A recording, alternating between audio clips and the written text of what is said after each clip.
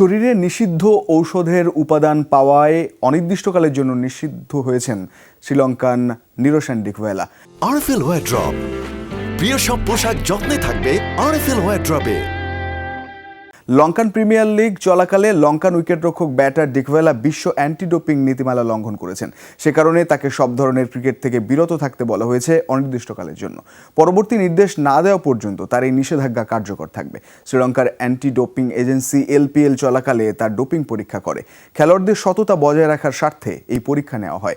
এই কার্যক্রমে বিশ্ব অ্যান্টি ডোপিং এজেন্সির নীতিমালা অনুসারে শ্রীলঙ্কার স্পোর্টস মন্ত্রণালয়ও সমন্বয় করে। লক্ষ্য ছিল ক্রিকেটকে যে কোনো ধরনের নিষিদ্ধ উপাদানের মুক্ত রাখা। এলপিএল-এর এবারের আসরে গলকে নেতৃত্ব দিয়েছিলেন ডিকওয়েলা।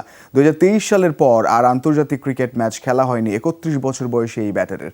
অবশ্য বাংলাদেশের মাটিতে শ্রীলঙ্কার সবশেষ টি-20 সিরিজের দলে ছিলেন তিনি, কিন্তু তাকে একটি ম্যাচেও খেলানো হয়নি।